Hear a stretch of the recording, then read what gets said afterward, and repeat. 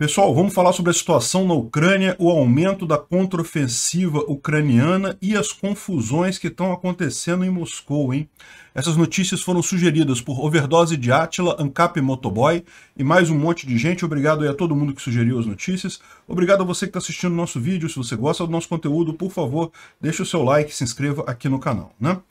Pois bem, a gente falou já ontem que haviam iniciado ofensivas ucranianas aqui na região de Makariv, Buzova e também Irpin. Irpin já foi retomada dos russos, Bucha também já está bastante, os ucranianos já avançaram bastante sobre Bucha, mas a grande novidade é que parece que a gente está sabendo agora que há uma grande ofensiva ucraniana, ou contra-ofensiva ucraniana, visando cortar as tropas russas aqui por cima, ou seja, isolar toda essa parte aqui, que inclui Rostomel e várias cidades que foram tomadas bem no início da invasão da Ucrânia, isolar este pessoal do apoio que vem de norte, né? Ou seja, conseguir segurar, separar isso daqui, cortando as linhas de suprimento que estão chegando para eles aqui. Isso seria uma enorme vitória ucraniana, isso está sendo feito agora. Quando houve a invasão, o exército ucraniano chamou uma série de reservistas, eles estavam em treinamento, e agora eles estão entrando de fato em batalha, né? É lógico, são reservistas, é gente que não tem muita experiência militar, mas de qualquer forma dá um gás aí para as tropas ucranianas neste momento, e a expectativa deles é fazer justamente isso, né? Por outro lado, do lado de cá também, vocês sabem, em momento algum a Rússia conseguiu ter linhas de logística bem estabelecidas.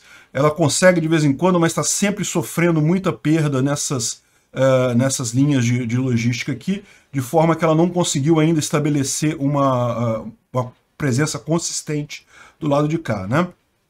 É lógico, sim, como vocês podem ver, existem muitos russos aqui, mas ainda não é uma presença firme, né? Então, da mesma forma, a expectativa dos ucranianos é fazer a mesma coisa do lado de cá, também fragilizar essas linhas de defesa para isolar todo o pessoal que está aqui, que é muita gente, é muito russo que tem nessa região aqui, né? Ou seja, com isso você está praticamente, se você já está falando numa contraofensiva ucraniana, praticamente a chance deles fazerem o cerco aqui fica muito menor, né? Cada vez menor. Agora, é lógico, fica claro que essa contraofensiva ucraniana está privilegiando a capital e a região aqui do Nordeste, né? A região sul, que é onde os russos tiveram mais sucesso nessa guerra, provavelmente vai ser deixada para uma segunda posição, né? Uma segunda colocação, né? Bom, o fato é, de qualquer forma, a resistência que já existe lá na região de Mykolaiv já conseguiu afastar bastante as tropas russas, o avanço russo em direção a Kryvyi Rih também está parado. Enfim, o grande ponto que parece que os russos continuam tentando e têm a expectativa de conseguir é a tomada de Mariupol, né? Mariupol, tem gente falando que Mariupol já caiu, que já foi invadida, e não foi. Mariupol ainda está lá. Ontem, no final da tarde, os ucranianos derrubaram um bombardeio russo. Eles ainda têm defesas antiaéreas dentro de Mariupol. Está aqui a notícia que foi ontem às 4h30, bom, 4h30 horário lá da Ucrânia, provavelmente mais cedo aqui. Mas, enfim, é verdade que a cidade já foi invadida? Sim, ela já foi invadida há algum tempo. Como vocês podem ver, a área urbana de Mariupol, ela vem aqui, ó, é uma área bem grande. Toda essa região aqui é a área urbana de Mariupol. Mariupol é uma cidade muito grande, né? Uma cidade de 500 mil habitantes. Então, mas o centro da cidade, a parte central aqui da cidade, ainda está na mão dos ucranianos. E tem muita gente lá dentro, tá? Tem muitos habitantes ainda, 100 mil habitantes ainda estão dentro de Mariupol e muitas forças de segurança, né? Muitas forças ucranianas. Então, de fato, a gente sabe que Mariupol vai cair em algum momento.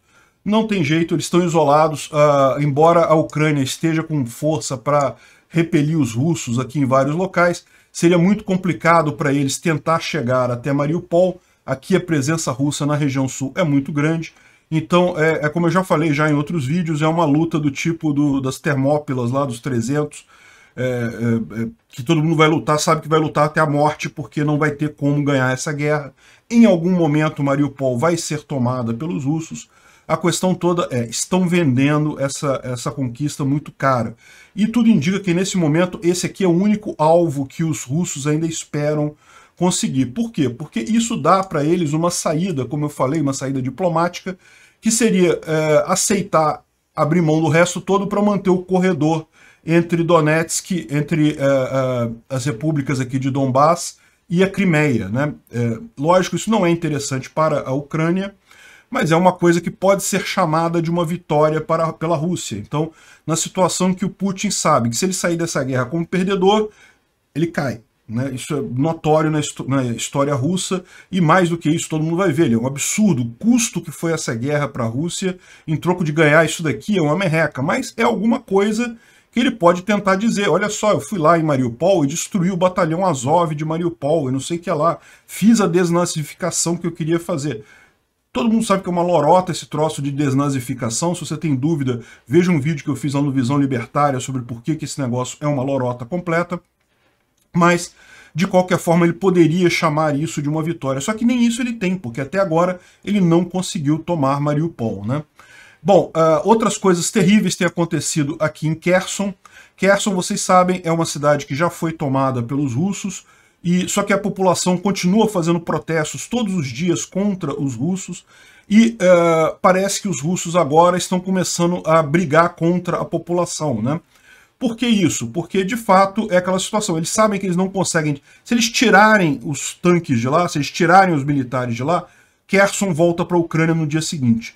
Não é isso que a Rússia esperava. A Rússia esperava, quando ela invadiu a Ucrânia, que houvessem forças pró-Rússia nas cidades, né? A gente falou sobre isso, né? Eles queriam, na verdade, tirar o Zelensky, botar um presidente pró-Rússia, de forma que a Rússia não precisasse ficar com os tanques na rua o tempo todo. Eventualmente, quando tirassem os tanques, ia estar essa estrutura política lá, mantendo a Ucrânia de pé e submissa à Rússia, né?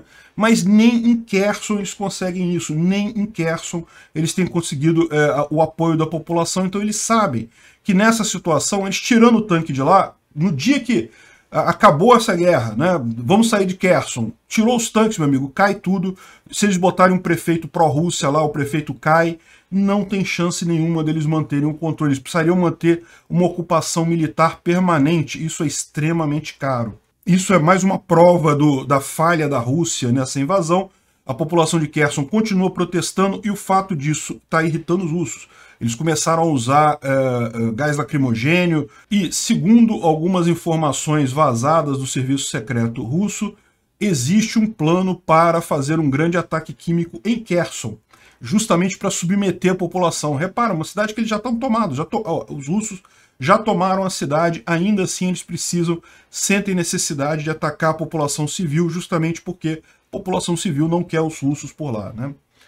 Enfim, a situação, então, no fronte militar começa a ver uma certa vantagem para a Ucrânia, aqui no norte, certamente, aqui no sul, ainda timidamente. Em Mariupol, infelizmente, não vai ser suficiente. O mais provável é que Mariupol caia, mas não caiu ainda, tá? Tem gente falando, não, a Rússia invadiu Mariupol. Não, não invadiu. Quer dizer, como eu falei, né, partes da cidade já foram invadidas há algum tempo já, né? Mas a cidade continua sendo defendida pelos ucranianos lá. E aí, uma outra coisa que chamou muita atenção ontem foi o discurso do Peskov, que é o porta-voz do governo russo. Ele deu uma entrevista para uma emissora americana e falou, entre outras coisas, ele não descartou a possibilidade de Moscou recorrer a armas nucleares em caso de uma ameaça existencial, né? Bom, aí você tem que entender duas coisas aí. Primeira coisa falar é barato. A questão é se vão fazer mesmo, se vão mesmo usar arma nuclear. Isso eu acho que não. Eles não têm condição. Eles sabem que a Rússia, por mais que possa causar muito dano ao Ocidente com armas nucleares, a resposta seria muito pior para eles, né? Ou seja, causaria muito dano em várias cidades do Ocidente, em várias cidades do mundo todo, mas a Rússia, em contrapartida, seria totalmente destruída. Então, eu não creio que eles cheguem a usar armas nucleares. Agora, Outra coisa é dizer que ameaça existencial, meu amigo, eles invadiram a Ucrânia, dizendo que a Ucrânia estava ameaçando a Rússia. Ou seja, se tudo que depende é de uma ameaça vista pelos russos, né, não vai ser isso que vai deter eles aí, né? Como eu falei, eu acho que o que detém os russos de usar armas nucleares é justamente o fato de que os americanos, a Europa, certamente aniquilaria a Rússia imediatamente nessa situação. Enfim, outra coisa que o pessoal fez muita leitura nessa entrevista foi da, digamos, da postura do porta-voz russo, que pareceu extremamente desconfortável em muitas situações. Dá para ver claramente que o próprio governo russo tem dificuldade de justificar suas ações, né? Essa história toda de denazificação e coisa e tal já caiu por terra há muito tempo. E mesmo na Rússia, mesmo no governo russo, o pessoal tem que fazer um esforço consciente para manter essa mentira, né? Bom, essa aqui é só um breve adendo. Eu fiz um vídeo sobre o ucranião lá no Visão Libertária, sobre o caso do Sergei Bezeda e o Anatoly Bolyuk, que eram chefes da 5ª divisão do FSB, que é justamente a espionagem, eram o chefe dos espiões, e que eles tinham recebido bilhões de dólares do Putin para comprar apoio na Ucrânia, comprar pessoas no governo da Ucrânia, nas forças armadas da Ucrânia e coisa e tal, e que havia acusação contra eles de que eles pegaram esse dinheiro, botaram no bolso e não compraram os militares, não compraram as pessoas na Ucrânia. Como é tudo dinheiro vivo, não tem como fazer contabilidade disso, né? Você não pode fazer lá um livro de registro de pessoas que eu comprei no outro governo, né? Isso seria um absurdo. Então, no final das contas, eles pegaram esse dinheiro, ficaram ricos com esse dinheiro e não compraram as coisas, achando também que nunca que Putin seria maluco de invadir a Ucrânia. Só que justamente o que aconteceu foi isso, Putin ficou maluco de invadir a Ucrânia, e por isso a gente está vendo essa merda que a gente está vendo. Ele entrou achando que o governo ucraniano iria cair, isso faz todo o sentido do mundo. Repara, se fosse uma guerra realmente rápida, se ele entrasse, o governo caísse, ele botasse outra pessoa e começasse negociações de paz, não ia haver espaço para sanções. Por que iam fazer sanções? O governo já caiu, já tem um outro governo, já está negociando a paz, então por que fazer sanções nesse caso, né? A questão toda é que o governo não caiu, né? Ou seja, essa rede de pessoas que o Putin esperava que existisse na Ucrânia não existia. Agora, eles contam uma história aqui um pouco além dessa, né? Algo um pouco adiante. O que eles falaram aqui, né? Parece que isso daí, na verdade, quando foi em outubro ou novembro de 2021, o Putin chamou esses caras, tanto o Bezeda quanto o Bolyuk, e disse a eles que a Rússia vai invadir a Ucrânia. E aí os caras ficaram desesperados, porque qual que é a opção que eles tinham?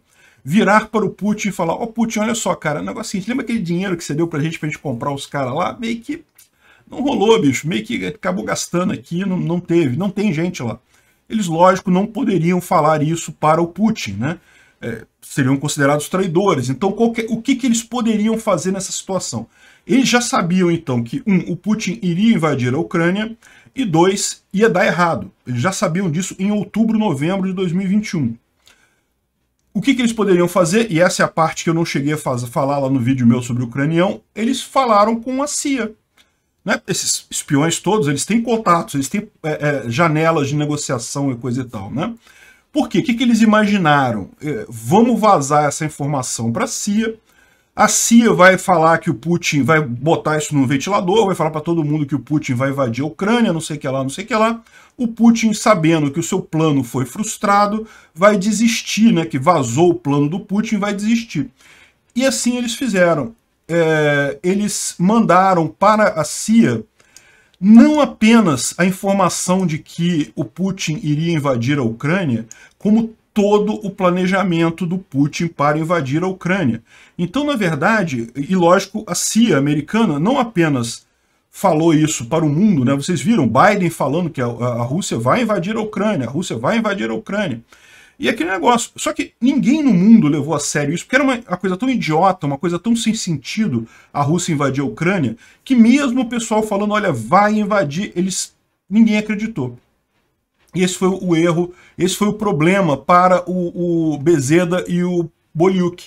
Por quê? Porque eles esperavam que o pessoal realmente acreditasse e o Putin falasse, não, então vamos deixar para lá, não deu dessa vez, vamos refazer a nossa programação, a gente invade mais adiante, sei lá o quê.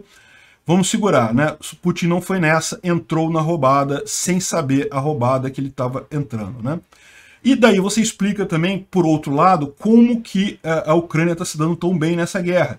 Eles, antes da guerra, já tinham todas as informações acerca de quais seriam os planos russos. Eles já tinham isso detalhado, exatamente, preciso, perfeito, palavra por palavra, a inteligência da invasão do Putin, os planos dele, bem cedo nessa história.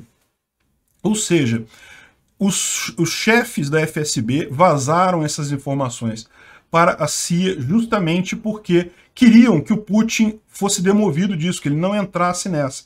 Só que isso não conseguiu demover o Putin e agora você tem problemas, né? Porque tanto o Putin entrou numa roubada quanto esses caras, né? E não é à toa que o Biden, contra todas as possibilidade, ninguém achou isso lógico. Eu mesmo fiz vários vídeos falando aqui, não, o Biden tá louco, ele tá querendo falar isso porque ele quer esconder as coisas do filho dele na Ucrânia. Não tinha lógica nenhuma o Biden dizer que a Rússia invadiu a Ucrânia, não tem lógica nenhuma nisso. Agora a gente sabe que esse foi o background da coisa, o que estava por trás disso daí. Por que o Putin invadiu? Porque ele achava que tinha uma rede enorme de apoiadores da Rússia dentro do governo ucraniano, dentro do serviço secreto ucraniano, dentro dos militares ucranianos, que logo que eles entrassem, o governo iria cair, o governo ucraniano iria cair. Só que não aconteceu isso. No final das contas, isso acabou gerando essa arapuca que o Putin está neste momento, né? Então, ele termina a carta aqui, né? E o Sergei Bezeda e o Anatoly Bolyuk, bom, você não vai ouvir falar deles de novo. Eu não sei se é isso, tá? Isso aqui, tudo que a gente tem no momento de guerra são essas informações desencontradas. Isso pode ser verdade? Faz sentido, não faz? Pode ser mentira? Pode ser mentira também. O fato é, bom, que eles foram presos, eles foram presos. E não deve ser pouca coisa, porque para o chefe dos espiões da FSB ser preso, não pode ser pouca coisa, né?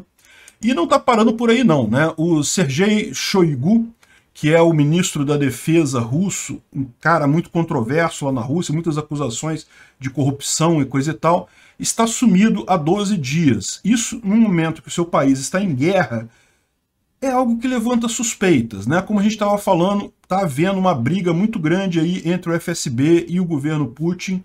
A gente não sabe quem é que está de que lado nessa história toda, mas sem dúvida nenhuma o Shoigu é um cara muito ligado ao Putin, muito próximo mesmo, e está sumido. O que aconteceu com ele? Pode ser que não seja nada, pode ser que amanhã ele apareça e fale alguma coisa, mas está estranho isso, né?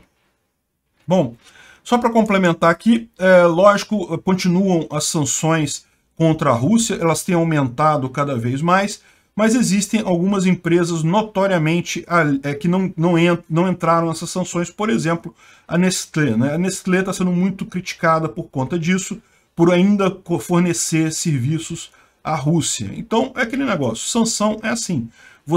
A empresa tem o direito de continuar fornecendo coisas à Rússia? Tem. Eu tenho o direito de não gostar, de não comprar mais coisas da Nestlé? Tenho também, vou fazer isso. Cada um faz o que achar melhor, né? Veja, o Zelensky está reclamando da Nestlé aqui, mas ele não está obrigando a Nestlé a nada, né? Ele está só levantando o problema da Nestlé continuar vendendo coisas para os russos. Bom, essa notícia saiu aqui que eu acho que é importante ressaltar, né, que a elite política russa continua fiel a Putin. Mas isso sempre seria assim, né? Não tem jeito, a elite ela está lá por causa do Putin, ela vai ser fiel ao Putin sempre, não vai ser a elite que vai tirar o Putin do poder. Quem vai tirar o Putin do poder é a contra-elite. A gente falou isso num vídeo ontem sobre a prostituição no exército russo lá. A contra-elite é que vai fazer isso. É sempre assim, toda revolução acontece dessa forma, né?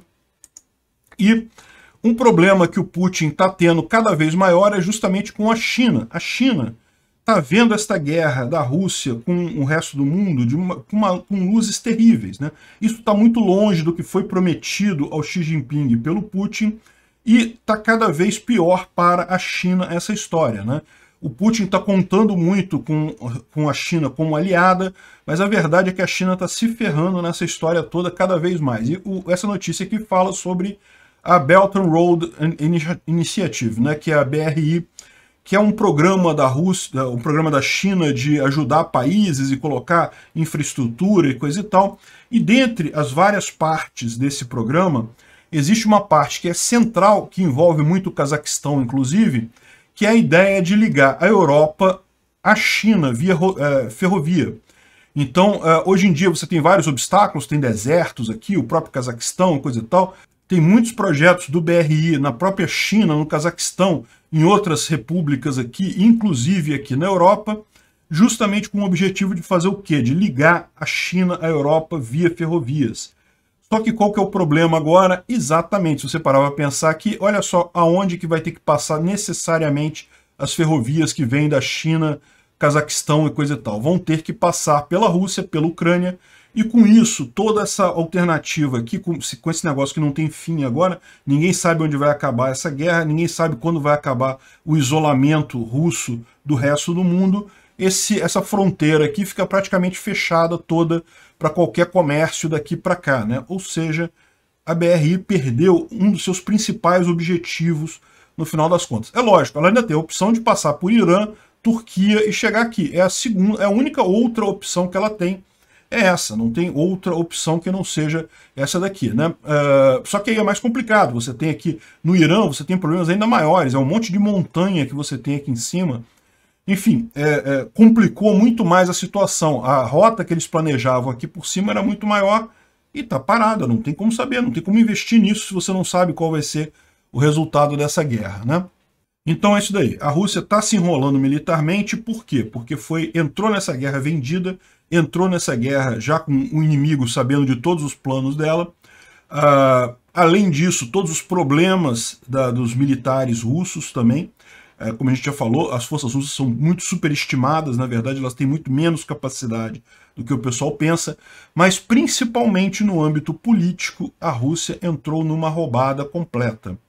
Pode ser que ela perca o apoio da China, e se isso acontecer, meu amigo, é o final da Rússia, né? Bom, só para terminar aqui, lembra aquele grande show que teve lá no estádio russo, que o Putin tentou se passar? Não, olha como eu estou do lado do povo. E a gente levantou aqui que, na verdade, a maior parte das pessoas que estavam ali foi obrigada a estar ali, né? E aqui a gente vê uma lixeira do lado de fora daquele estádio, depois da brincadeira toda, né, do negócio todo. Dá para ter uma visão bastante clara de qual é a situação real do nacionalismo russo, né? Na frente das câmeras fazem aquele showzão, apoio a Putin, não sei o que lá e coisa e tal. Meu amigo, desligou a câmera, vai pro lixo. Obrigado por assistir o vídeo até o final. Além de curtir, compartilhar e se inscrever no canal, considere se tornar patrocinador com valores a partir de R$ 1,99. Clique no botão Seja Membro abaixo para saber as condições e vantagens de patrocinar o canal. Mais informações sobre o nosso projeto, visite nossos sites indicados na tela.